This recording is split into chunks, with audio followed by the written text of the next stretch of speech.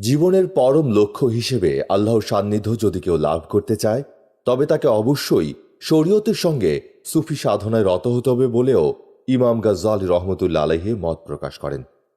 ইমাম গাজ্জালী কোরআন ও হাদিসের যুক্তি দিয়ে দেখান যে কেবল শরীয়তের নিয়মে বাহ্যিকভাবে ইবাদত বন্দেগী করলেই আল্লাহর সান্নিধ্য লাভ করা যায় না। এজন্য ইবাদতের অভ্যন্তরীণ দিকের প্রতি কঠোর নজর দিতে হবে। তিনি তার বিভিন্ন লেখায় ইবাদতের অভ্যন্তরীণ দিকের প্রতি গুরুত্বারোপ করেছেন, আর এভাবেই তিনি তার সমসাময়িক বিভিন্ন প্রকার সুফি তত্ত্ব ও শরীয়তের মধ্যকার আপাত ও বিরোধ মীমাংসার চেষ্টা করেন। ইমাম গাজ্জালী রহমতুল্লাহ আলাইহি শরীয়তের সঙ্গে সুফি তত্ত্বগুলোর সমন্বয় সাধনের ক্ষেত্রে যে ভূমিকা রেখেছেন তা অত্যন্ত প্রশংসাযোগ্য। বস্তুত তার এই প্রয়াস শুধু শরীয়ত বা সুফি তত্ত্বকেই নয়, সার্বিকভাবে ইসলামকেই উপকৃত করেছেন। এজন্য তাকে হুজ্জাতুল ইসলাম বলেও অভিহিত করা হয়। ইমাম আবু হামেদ গাজ্জালী রহমতুল্লাহ আলাইহি হিজরি ৫ম শতাব্দীর প্রখ্যাত আলেম, আরেফ, মুস্তাহিদ ও দার্শনিক ছিলেন। তিনি ছিলেন ইসলামী জগতের অন্যতম ও শ্রেষ্ঠ মৌলিক চিন্তানায়ক এবং শিয় যুগের মুজাদ্দিদ বা মহান সংস্কারক। খ্রিস্টীয় একাদশ শতাব্দীতে সমগ্র মুসলিম বিশ্ব যখন অভ্যন্তরীণ ও বহিরাগত চরম দুর্যোগের সম্মুখীন, ঠিক তখনই ইসলামী দার্শনিক হুজ্জাতুল ইসলাম ইমাম গাজ্জালী রহমতুল্লাহ আলাইহি এর আবির্ভাব। একদিকে সমগ্র মুসলিম জাতি খ্রিস্টান জগতের সাথে ক্রুসেডে লিপ্ত, অন্যদিকে তারা বিভিন্ন মাযহাব, তরিকা, মতবাদ ও গ্রিক দর্শনের মোকাবেলায় ব্যাপৃত। বিভিন্ন অভিনব মতবাদের টানাপোড়েনে যখন মুসলমানদের মানসিক অবস্থা ক্ষতবিক্ষত, ঠিক তখনই ইমাম গাজ্জালী রহমতুল্লাহ আলাইহি মুসলমানদেরকে বিশুদ্ধ ইসলামের অনাবিল শান্তি ছায়ায় সমবেত হতে আহ্বান জানান। তিনি তাফসির, হাদিস, ইসলামী আইন, নীতিবিদ্যা, যুক্তিবিদ্যা, কালামশাস্ত্র ও ইহসান শাস্ত্রে অর্থাৎ ইলমে তাসাউফ শতাধিক মূল্যবান গ্রন্থ রচনা করেন। তাঁর এসব অমূল্য রচনাবলী এতটাই জনপ্রিয়তা অর্জন করে যে তাঁর জীবদ্দশাতেই তার শিক্ষা ও চিন্তা দর্শন মুসলিম বিশ্বের সর্বত্র, এমনকি সুদূর ইউরোপ পর্যন্ত ছড়িয়ে পড়ে এবং সুদীর্ঘকাল পর্যন্ত জ্ঞান বিজ্ঞান, চিন্তা দর্শন ও আধ্যাত্মিক সাধনার কেন্দ্রবিন্দু হিসেবে প্রতিষ্ঠিত থাকে। হযরত ইমাম গাজ্জালী রহমতুল্লাহ আলাইহি তাঁর যুগে ধর্মদ্রোহী তার্কিক ও গ্রিক দার্শনিকদের ভ্রান্ত মতবাদ সমূহের দাঁত ভাঙা জবাব দিয়ে মুসলমানদের ঈমান, আকীদা, চরিত্র ও আমলকে পরিশুদ্ধ, পরিচ্ছন্ন ও পরিস্ফুটিত করেন। তিনি প্রমাণ করেন যে দূরকল্পিত যুক্তির সাহায্যে কোনো দার্শনিক মতবাদ প্রমাণ করা যায় না, বরং আল্লাহ তাআলা যে প্রত্যক্ষ জ্ঞান দ্বারা মুমিনের হৃদয়কে প্লাবিত করেন, কেবলমাত্র সে জ্ঞান দ্বারাই তা উপলব্ধি করা যায়। তিনি প্রথম জীবনে সুফি সাধনার বিরোধিতা করলেও শেষকালে সর্বান্তকরণে সুফি সাধনার দিকে মনোনিবেশ করেন। তিনি হৃদয়ে আল্লাহ প্রেম ও তাঁর মহাশক্তির ভয় উদ্রেক করাকে বেশি গুরুত্ব দিতেন এবং মানুষকে সনাতন ইসলামের দিকে আহ্বান করতেন। জনগণের মধ্যে প্রচলিত ধর্মীয় ধারণা সম্বন্ধে কিছুটা অসহিষ্ণুতা থাকলেও তিনি ছিলেন উদারপন্থী। ইমাম গাজ্জালী রহমতুল্লাহ আলাইহির প্রকৃত নাম আবু হামেদ মোহাম্মদ ইবন মোহাম্মদ আল গাজ্জালী। আল গাজ্জালী তার উপাধি। এ উপাধি অনুসারেই তিনি ইমাম গাজ্জালী রহমতুল্লাহ আলাইহি নামে পরিচিত। তিনি 450 হিজরি মোতাবেক 1058 খ্রিস্টাব্দে ইরানের খোরাসান প্রদেশের তুস নগরের নিকটবর্তী তাহেরান শহরের গাজ্জালা গ্রামে জন্মগ্রহণ করেন। তার পূর্বপুরুষগণ গাজ্জালা অর্থাৎ পশমের বস্ত্র বয়ন ও বিক্রয় করত। সে অনুসারে গ্রামের নাম করা হয়েছিল গাজ্জালা। আর ইমাম আবু হামেদ মোহাম্মদ গাজ্জালী সে অনুসারেই গাজ্জালী উপাধি ধারণ করেন। ইমাম গাজ্জালী রহমতুল্লাহ আলাইহি শৈশবকালেই পিতাকে হারান এবং শিক্ষা জীবন শুরু করেন এবং প্রাথমিক শিক্ষা সমাপ্ত করেন। তিনি কিছুকাল শেখ আহমদ আত-তুসির নিকট ইলমে শরীয়ত তথা ফিকহ শাস্ত্রে শিক্ষা লাভ করেন। তারপর তিনি জুরজান শহরে ইমাম আবু নসর ইসমাইলির অধীনে ইসলাম শিক্ষার চর্চা করেন। তৎকালীন যুগে শিক্ষাদানের পদ্ধতি ছিল শিক্ষকগণ ছাত্রদের সামনে জ্ঞান বিজ্ঞানের বিভিন্ন শাখায় বিশদ ও বিস্তারিত আলোচনা উপস্থাপন করতেন এবং সমবেত ছাত্ররা তা লিপিবদ্ধ করে নিত। শিক্ষকদের এ জাতীয় আলোচনা লিখিতভাবে সংরক্ষণ পদ্ধতিতে যে পাণ্ডুলিপি তৈরি হতো তাকে বলা হতো তালিকাত। জ্ঞান পিপাসু ইমাম গাজ্জালি তার ছাত্র জীবনেই তালিকাতের এক বিরাট সংকলন তৈরি করেন, কিন্তু দুর্ভাগ্যবশত বাড়িতে ফেরার পথে ডাকাতের কবলে পড়ে তার অন্যান্য মালামাল সহ অমূল্য তালিকাতটি খোয়া যায়। কিশোর গাজ্জালি সেটির জন্য ডাকাত সর্দারদের নিকট অনুনয় বিনয় করলে ডাকাত সর্দার তালিকাটি ফেরত দিল বটে, তবে তাকে এ বলে তিরস্কার করল যে, কেমন পড়াশোনা করলে তুমি? তোমার পাণ্ডিত্যের দৌড় দেখছি সব খাতার মধ্যে। খাতা নেই তো তোমার বিদ্যাও নেই। তুমি তখন নিরেট মূর্খ। ডাকাত সর্দারের মুখে এমন কথা শুনে কিশোর গাজ্জালি খুবই লজ্জিত হলেন এবং বাড়িতে এসে সম্পূর্ণ তালিকাত মুখস্থ করে ফেললেন। এতে তিনি 3 বছর সময় ব্যয় করেন। জ্ঞান অর্জনের প্রাথমিক স্তর অতিক্রমের পর ইমাম গাজ্জালি এমন স্থানে উপনীত হলেন যে সাধারণ শিক্ষিত আলেমদের সাহচর্যে তার জ্ঞান পিপাসা নিবারণ হচ্ছিল না। সুতরাং উচ্চশিক্ষা লাভের আশায় তিনি পুনরায় দেশ ত্যাগের সিদ্ধান্ত নিলেন। ইসলামী শিক্ষার প্রাণকেন্দ্ররূপে যে 2টি শহর ব্যাপক প্রসিদ্ধি লাভ করেছিল তা হল নিশাপুর ও বাগদাদ।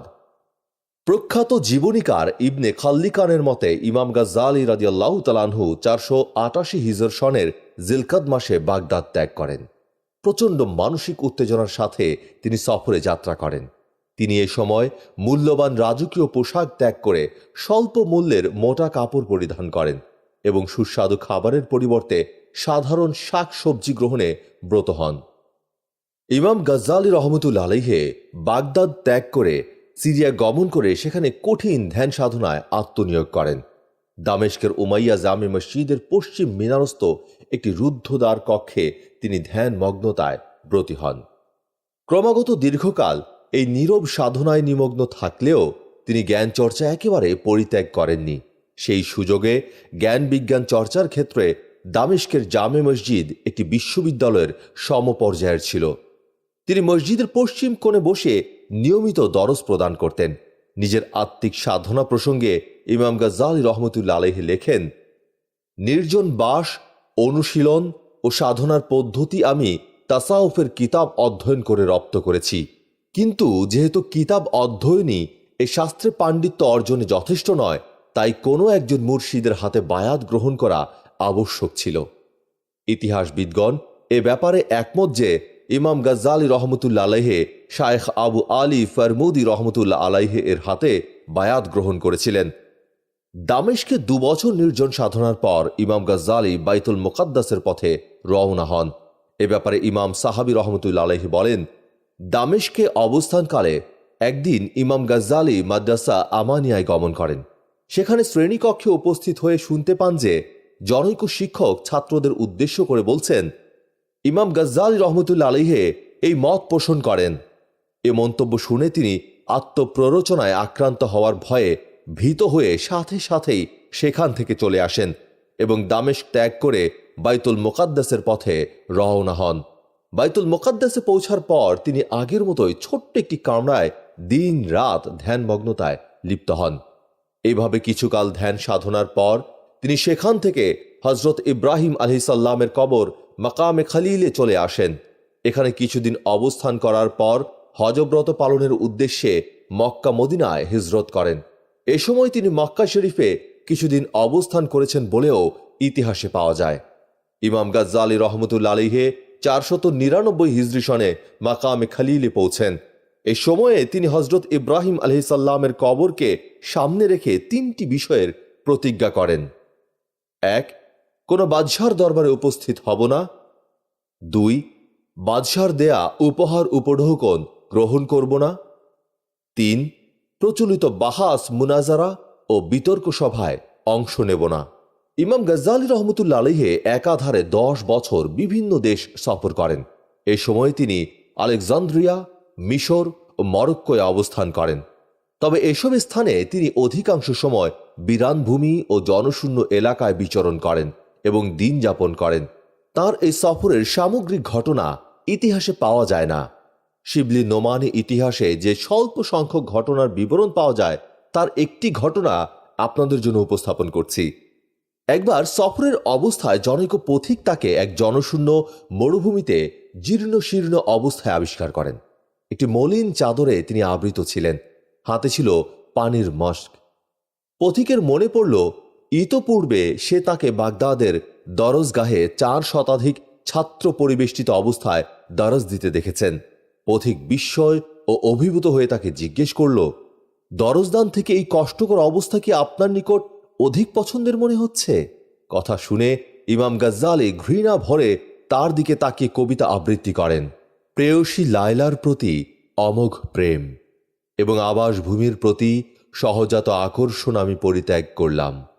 ফিরে এলাম আমার প্রথম আবাসের নির্মল স্পর্শে, কিন্তু আমার কামনা বাসনা আমাকে আকর্ষণ করে পথ আগলে বলল, থামো, এই তো তোমার সেই আবাসস্থল, যার সংস্পর্শে তোমার হৃদয় মন অনাবিল ব্যগ্রতায় উচ্ছ্বাসিত ও মোহিত।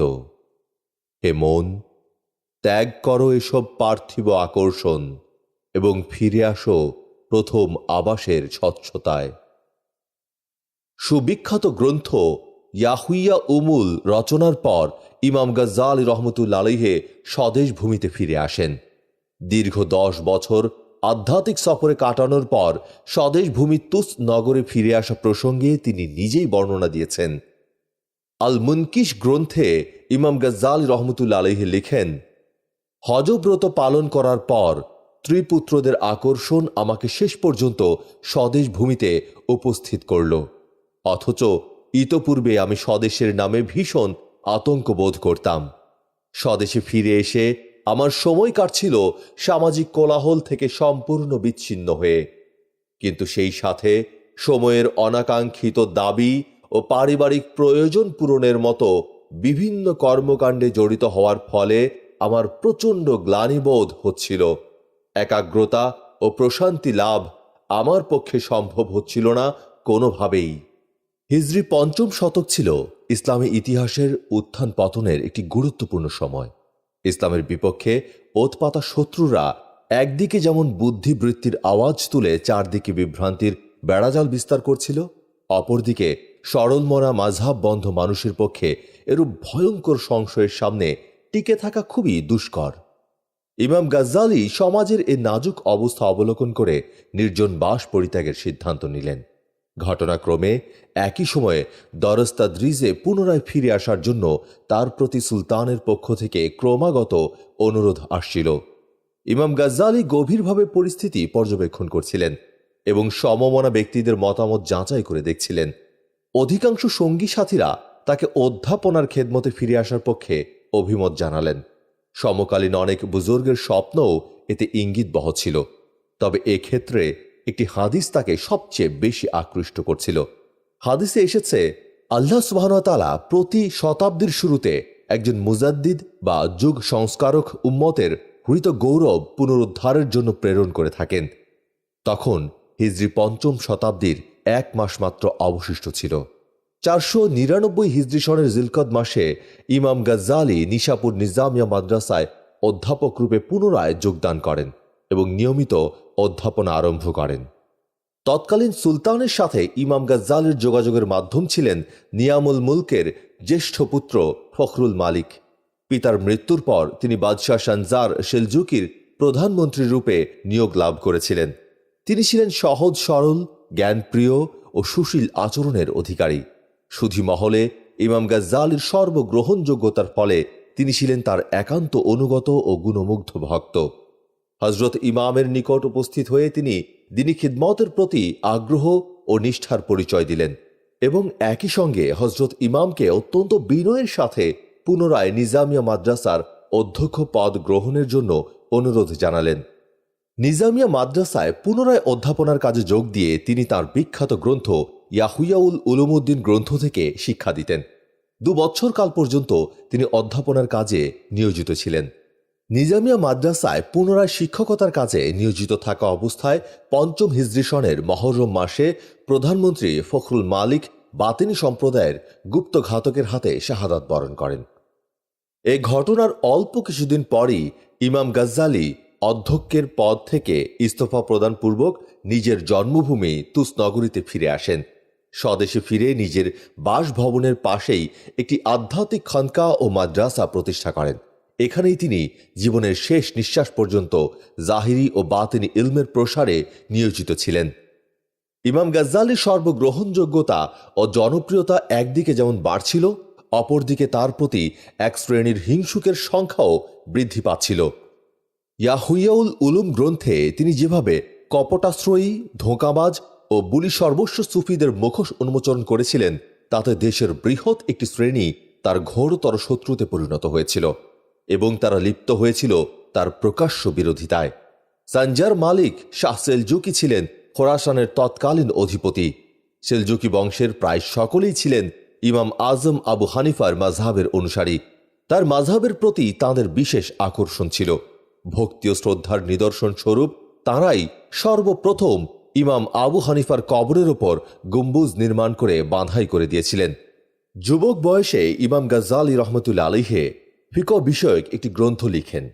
গ্রন্থের একটি স্থানে ইমাম আবু হানিফার বিরুদ্ধে কঠোর ভাষায় সমালোচনা করা হয়।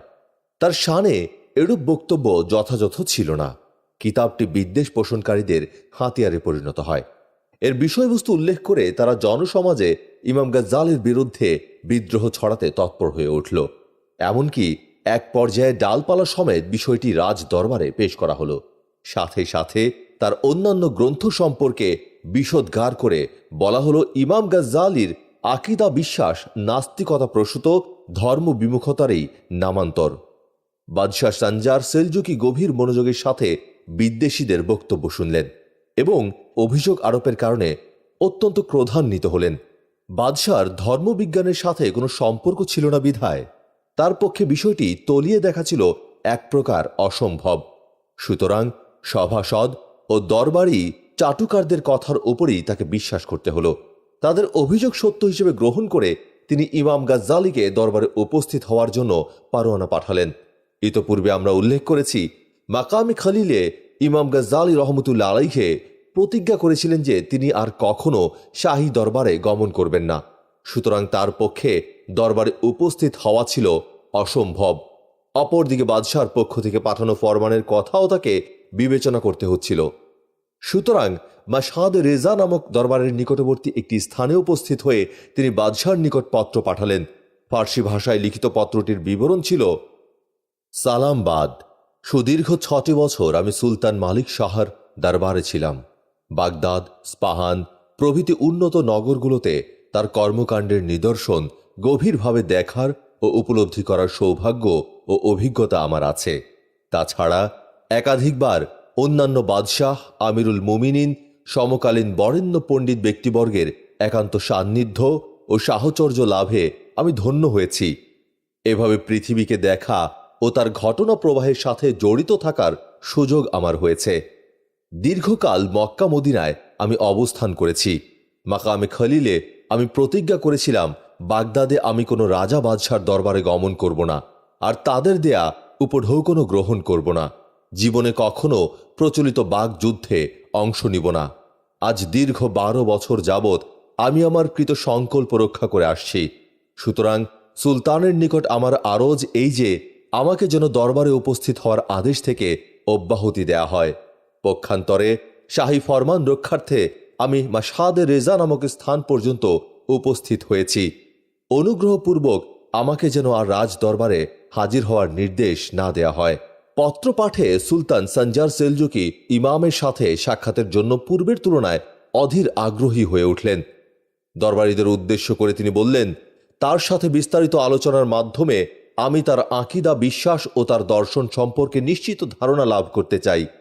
চাটুকার সভাসদরা রাজার আগ্রহে অবস্থা বেগতিক দেখে শঙ্কিত হয়ে উঠল। অতঃপর তারা ইমাম গাজ্জালিকে দরবারে উপস্থিত না হওয়ার ষড়যন্ত্রে লিপ্ত হল।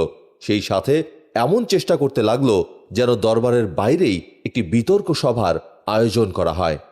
এমন অদ্ভুত ও চাঞ্চল্যকর সংবাদ প্রাপ্ত হয়ে তুস নগরীর সর্বস্তরের আলেম ওলামা ও পণ্ডিতগণ ব্যাপক কৌতূহলী হয়ে উঠলেন। ফলে তারা দরবার সংলগ্ন সেনা ছাউনিতে এসে জমায়েত হলেন। বিরোধীদের উদ্দেশ্যে তারা বললেন, আমরা ইমাম গাজ্জালির একান্ত শিষ্য। আমাদের সামনে প্রথমে বিতর্কের বিষয়টি উত্থাপন করা হোক। আমরা অপারগ হলেই কেবল ইমাম সাহেব এখানে উপস্থিত হবেন। তোমাদের উদ্দেশ্যে ইমাম সাহেব বক্তব্য উপস্থাপন করবেন, সে যোগ্যতা তোমাদের নেই। বাদশাহ এই জাতীয় বাদানুবাদের সংবাদ পাওয়ার পর সকল দিক বিবেচনা করে ইমাম গজ্জালির উপস্থিতিতে বিরোধ মীমাংসায় মনস্থ করলেন। সুতরাং এ বিবাদ যাতে আর এগোতে না পারে, তাই মন্ত্রী মইনুল মুলকের মাধ্যমে ইমাম সাহেবকে দরবারে উপস্থিত করার জন্য ফরমান প্রেরণ করলেন। অগত্যা ইমাম গজ্জালি ছাউনিতে মইনুল মুলকের সাথে সাক্ষাতে মিলিত হলেন।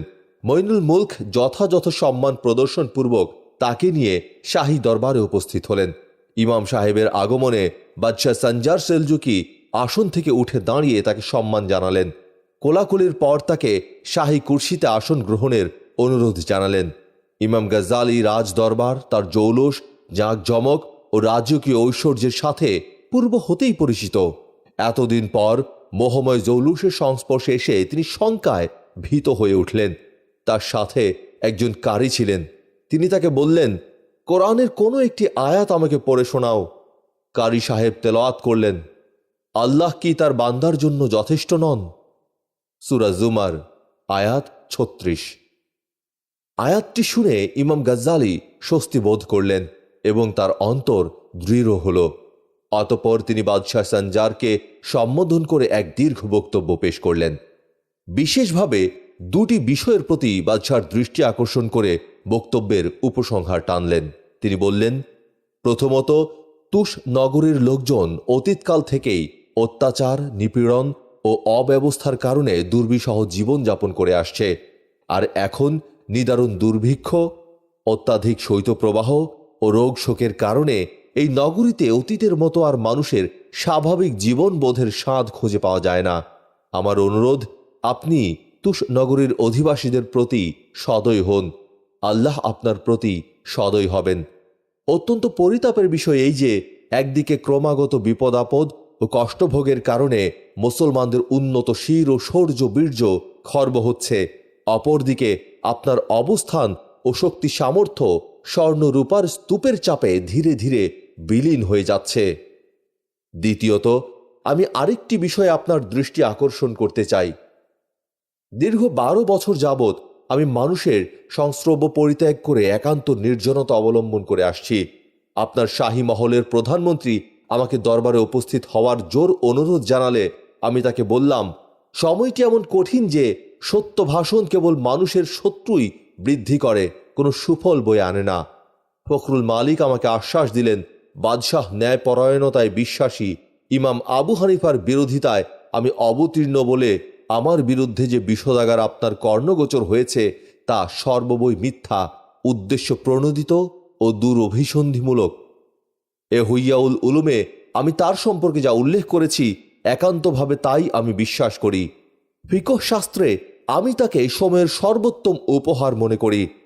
মোট কথা, ইমাম গজ্জালির দীর্ঘ বক্তব্যের পর বাদশাহ সঞ্জার তার জ্ঞানের গভীরতা ও বিচক্ষণতায় মুগ্ধ হলেন। অতঃপর তিনি অত্যন্ত আস্থার সাথে মন্তব্য করলেন, আজ যদি ইরাক ও খোরাসানের সমস্ত আলেম এই মজলিসে উপস্থিত হতেন, তাহলে আপনার বক্তব্যের দ্বারা তারা সবিশেষ উপকৃত হতেন। আজকের বিষয়টি আপনি গ্রন্থাকারে লিপিবদ্ধ করুন। রাজ্যের সকল স্থানে তা আমার দায়িত্বে প্রচার করা হবে। মানুষ জানুক আলেম ওলামা ও আল্লাহ ভীরুদের সাথে আমি কতটা হৃদ্যতাপূর্ণ আচরণ করে থাকি। পুনরায় দরজ দানের ক্ষেত্রে আমার অনুরোধ আপনাকে অবশ্যই রক্ষা করতে হবে। ফখরুল মালিক, যিনি নিশাপুরে অবস্থানের ব্যাপারে আপনাকে বাধ্য করেছিলেন, তিনি আমার নগণ্য একজন কর্মচারী। অচিরেই আমি এই আদেশ জারি করব যে দেশের তাবৎ আলেম বছরের পর বছর আপনার ইলমি মজলিসে উপস্থিত হয়ে দিনের ক্ষেত্রে আপনার কাছ থেকে সমাধান গ্রহণ করবেন। বাদশার সাথে দীর্ঘ আলাপ আলোচনার পর ইমাম গজ্জালি তুষ নগরীতে প্রত্যাবর্তন করেন। অধিবাসীগণ তাকে স্বাগত জানালেন।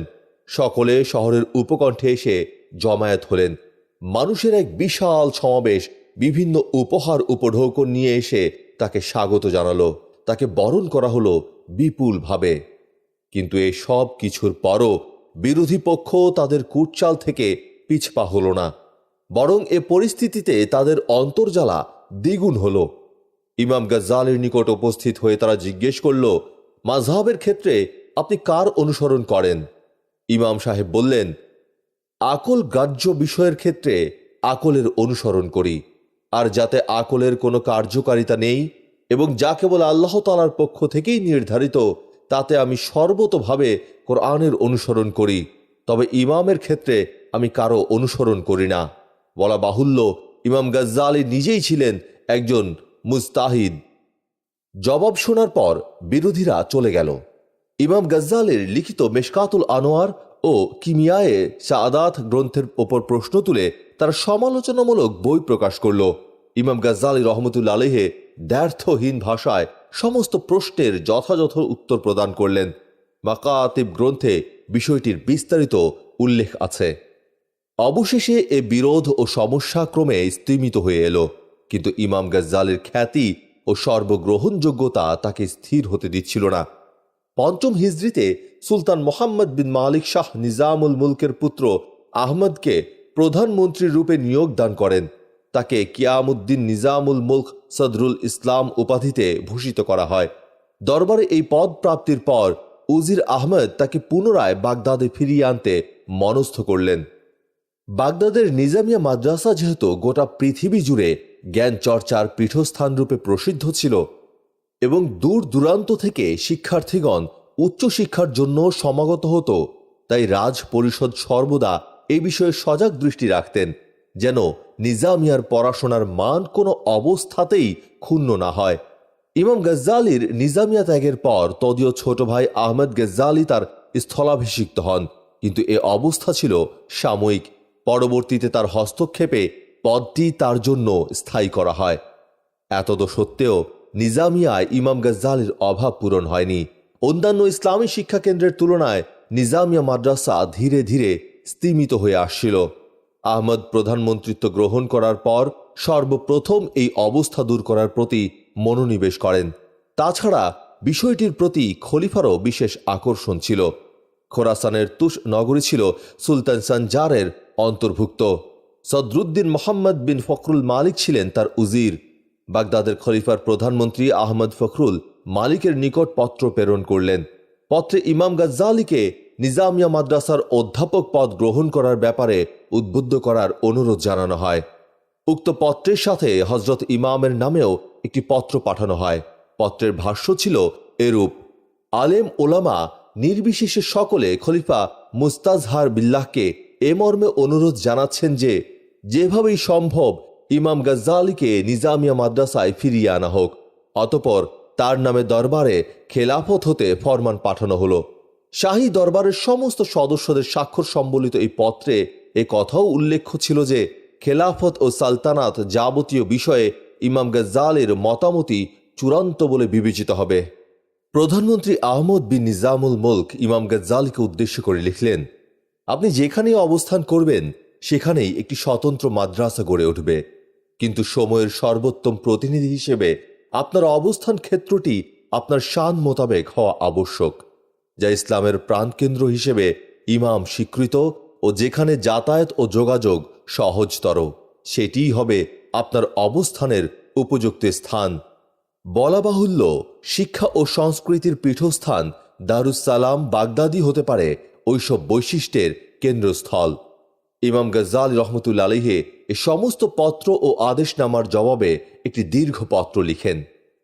প্রথমত, তুস শহরে বর্তমান 1.5 শতাধিক ছাত্র আমার নিকট শিক্ষারত আছে, তাদের বাগদাদ গমন কোনোভাবেই সম্ভব নয়। দ্বিতীয়ত, আমি ইতোপূর্বে যখন বাগদাদে ছিলাম তখন পরিবার পরিজনের ঝামেলা ছিল না। বর্তমানে আমি এখানে সপরিবারে অবস্থান করছি, তারা কিছুতেই দেশ ত্যাগে সম্মত হবে না। তৃতীয়ত, মাকামে খলিলে আমার প্রতিজ্ঞা ছিল আমি কখনো বিতর্ক ও আলোচনায় অংশ নেব না, অথচ বাগদাদে অবস্থান করে বিষয়টি এড়িয়ে চলা এক প্রকার অসম্ভব। বাগদাদ থাকাকালীন শাহী দরবারে সালাম পেশের জন্য নিয়মিত উপস্থিত হতে হবে। তবে যে বিষয়টি আমার জন্য বাধা হয়ে দাঁড়াবে সেটি হলো আমি মাদ্রাসা থেকে মাসোহারা নিতে পারবো না, অথচ বাগদাদে চলার মতো আমার কোনো উপার্জনের ব্যবস্থা নেই। মোট কথা, খেলাফত ও সালতানাতের পক্ষ থেকে নানাভাবে অনুরোধ আবেদন জানানোর পরও ইমাম গাজ্জালী তাতে বিন্দুমাত্র সাড়া দিলেন না। নির্জন একাকিত্বে দিন যাপনই তিনি অধিকতর কল্যাণকর মনে করলেন। ছাত্রাবস্থায় ইমাম গাজ্জালী হাদিস শাস্ত্রে বিশেষ পাণ্ডিত্য লাভে সক্ষম হননি। শেষ বয়সে এ শাস্ত্রের প্রতি তার বিশেষ আকর্ষণ অনুভূত হয়। তৎকালে হাফেজ ওমর বিন হাসান ছিলেন প্রসিদ্ধ হাদিস বিশারদ। ঘটনাক্রমে একবার তুস শহরে তার আগমন ঘটে। ইমাম গাজ্জালি তাকে মেহমান রূপে গ্রহণ করেন। তার নিকট থেকে বুখারী ও মুসলিমের সনদ গ্রহণ করেন। হাফেজ ইবনে আসাকিরের মতে ইমাম গাজ্জালি আবু ইসমাইল হাক্কানির নিকট হাদিস শাস্ত্র অধ্যয়ন করেছেন। শেষ বয়সে যদিও তিনি রাত দিন ইবাদত ও ধ্যান সাধনায় রত থাকতেন, কিন্তু তখনও তার লেখালেখি ও গ্রন্থ রচনা বন্ধ হয়ে যায়নি। উসুলে ফিকহের সুবিখ্যাত গ্রন্থ আল মুস্তাসফা এই সময়েই লিখিত। এই কিতাবটি সমাপ্ত করার 1 বছর পর ইমাম গাজ্জালি রহমতুল্লাহ আলাইহি ইন্তেকাল করেন। ইমাম গাজ্জালি 505 হিজরি সনের জমাদিস সানি সোমবার ফজরের নামাজের পর মাত্র 55 বছর বয়সে তুস নগরের তাবরান নামক স্থানে ইন্তেকাল করেন। সেখানেই ইরানের অমর কবি ফেরদৌসির সমাধির পাশে তাকে দাফন করা হয়।